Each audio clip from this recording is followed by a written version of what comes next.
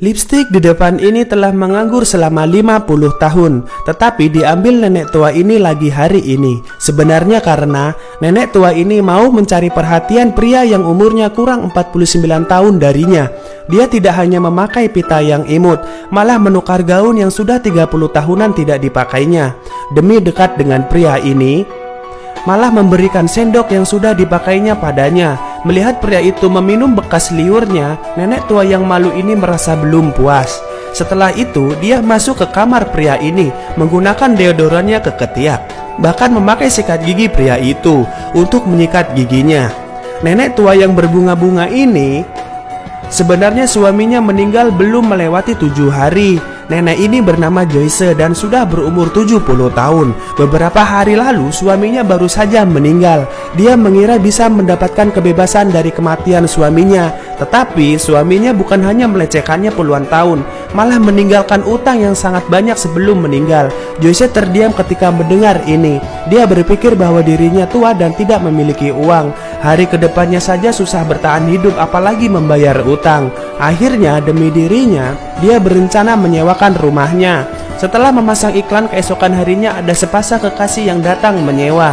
Meskipun suaminya tidak puas, tetapi istrinya Jenny merasa masih nyaman. Tetapi sang suami sama sekali tidak peduli apakah istrinya suka atau tidak, karena Jenny dan Joyce sama, hidup dalam kekerasan keluarga. Akhirnya mereka berdua saling curhat. Hubungan mereka semakin baik bagaikan sahabat.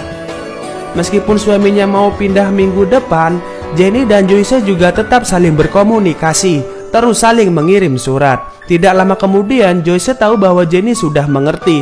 Dia cerai dengan suaminya dan hidup bahagia, dan menyemangati Joyce agar hidup bahagia, mencari pasangan hidup lain sepertinya. Kalimat ini bagaikan ramalan. Hari berbunga-bunga Joyce pun tiba. Hari itu datang seorang tamu baru. Kamu lihat pria ini sangat ganteng. Tidak menyalahkan Joyce yang menggodanya, hanya menyalahkan pria ini terlalu ganteng. Di saat itu hati Joyce pun berdebar-debar, langsung jatuh cinta pada pria yang datang pada masa tuanya. Tidak hanya diam-diam memikirkannya, tetapi juga bercerita dengan Jenny. Jadi mulai hari itu Joyce mulai merias wajahnya, hanya berharap pria yang bernama Max dapat memperhatikannya. Dia membeli televisi dan sekaligus membuat makan untuk Max, bahkan menyuruh Max mengambil handuk untuknya. Tetapi bukan hanya demikian, demi mendapatkan Max, dia pun membuang foto suaminya. Melihat tampilan ini, saya hanya bisa berkata mual. Sayangnya masalah baik selalu akan berakhir juga. Hari itu Jenny menelpon akan datang untuk menginap beberapa hari. Awalnya mereka masih berbincang dengan baik, tetapi malam hari Jenny malah menggoda Max, membuat Joyce mengerti. Jadi keesokan hari dia langsung muram dan kasar terhadap Jenny. Dan Jenny pun hanya bisa pergi keluar, memikirkan bagaimana agar Joyce kembali baik. Tetapi ketika Jenny bertemu dengan tetangga sebelah, mendengar bahwa ternyata kondisi kejiwaan Joyce tidak normal. Ternyata dia pernah hamil sekali di saat muda, tetapi karena kekerasan suaminya, dia keguguran. Mulai hari itu Joyce sudah berubah. Jadi tetangganya menyuruh Jenny agar menghindarinya, jika tidak akibatnya sangat fatal. Setelah Jenny mendengar, langsung ingin pergi. Jadi setelah dia sampai di rumah langsung membereskan barangnya, lalu tidak ingin menghiraukan Joyce lagi. Tetapi Joyce tidak merasa dirinya bermasalah, malah merasa dia kehilangan teman karena kesalahan tetangganya. Akhirnya Joyce ke rumah tetangga, mengambil bantal dan menutupi muka tetangga hingga mati. Kemudian dia mulai berdrama, berbohong bahwa tetangganya mati karena sakit jantung, menangis dari luar hingga masuk ke dalam rumah, kemudian memeluk Max. Tetapi hati Max hanya memikirkan si Jenny. Langsung bertanya, di manakah si Jenny? Joyce berbohong bahwa Jenny sudah baikan dengan suaminya.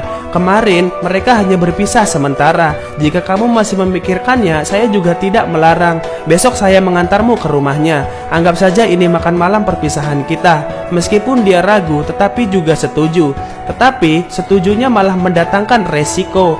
Malam itu Joyce meletakkan obat tidur di minuman si Max. Setelah minum, Max pun pingsan, dan Joyce menggunakan kesempatan ini menarik Max ke kamarnya. Ketika Max bangun, hanya tahu bahwa kepalanya sakit. Dia tidak ingat apa yang terjadi. Tetapi saat dia ingin bertanya apa yang terjadi, tukang pos mengirim surat. Joyce ingin menerimanya tetapi Max mengambilnya. Setelah melihat surat Max ingin pergi, Joyce pun mengerti. Ini pasti surat yang dikirim si Jenny. Apakah Jenny yang sudah pergi masih ingin menggoda Max? Yang tidak didapatkan saya orang lain juga tidak berhak mendapatkannya. Jadi dia langsung memukul Max hingga mati di tempat. Setelah Joyce melihat surat yang berisi bahwa Jenny hamil, dia langsung sadar. Dia segera menguburkan Max di bawah rumahnya, mengambil uang tunai, berencana mengambil uang itu untuk pergi. Kemudian dia menulis surat pada Jenny bahwa dirinya sudah melupakan Max. Ingin berbaikan dengan Jenny, jadi menyuruhnya datang ke rumah. Dan Jenny malah percaya segera datang ke rumahnya. Setelah tiba, dia melihat Joyce berencana tamasya dan Max juga menghilang. Meskipun Joyce berkata Max hanya pergi beberapa hari saja dan akan pulang, tetapi Jenny tetap merasa aneh saat dia masuk ke rumah itu, melihat bahwa kamar Max terkunci. Dan di dalam adalah kamar bayi yang dipersiapkan Joyce saat dia melahirkan. Joyce akan pulang. Untuk mengakhiri cerita ini, film berakhir di sini. Film ini berjudul Rome Foreign. Film ini sangat buruk dan akhirnya juga kurang jelas. Mengenai apa yang akan dilakukan Joyce terhadap Jenny, kita tidak tahu. Hanya terlihat gambar akhir saja. Banyak yang berkata orang yang kasihan pasti ada masa penuh kebencian. Setelah melihat film ini, merasa kalimat itu sangat benar. Film selesai. Sampai jumpa.